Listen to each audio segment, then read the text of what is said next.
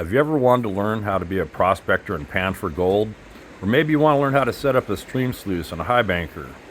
Or possibly maybe even do a little bit of metal detecting, or even possibly a dredge in the areas that are permitted in micro style?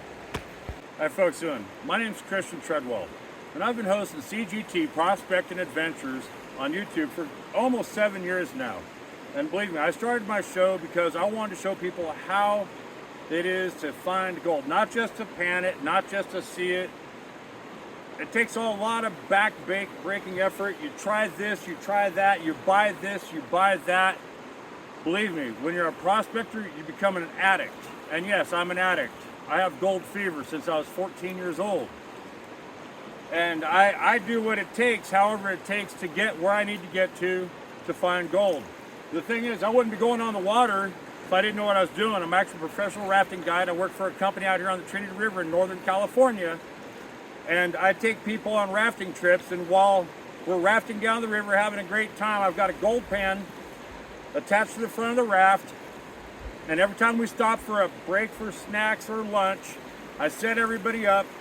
And while they're eating, I'm underneath the rock. And I'm digging up a little bit of gold and seeing what I can find just here and there wherever I'm at. And believe me, one year I had 1.7 grams of a random pan a day on a rafting trip. And that's just playing around, not really trying to do anything, just showing that you can spot a spot and find it. But I like trying out all kinds of equipment.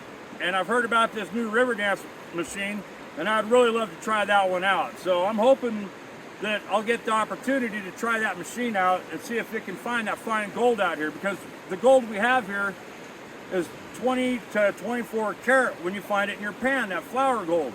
Because those miners, they didn't catch that stuff. They caught all the big stuff, and that's all they looked for, was anything big that got caught in their dredge. And they threw a lot of tailings out, and every time it rains, it pours, it washes material off the hills. And that's what I try to teach and instill into people. And believe me, I've had people watch TV shows like Gold Rush, or maybe you've seen that show that's on that one channel that they talk about the weather all the time. And frozen gold. Yes, I got to go to Greenland and take some of my equipment up there, and I was on TV for the Weather Channel. I didn't say that, you can cut that out. Anyways, that was fun. But the whole thing is, I love to teach people, whether you find 6 specks or 1,000 specks in a pan, it all adds up. And that's what it comes down to. So hopefully, I get a chance to try out this Riverdance gold jig, and I want to see it work out here on the Trinity River. All right, guys, thanks a lot.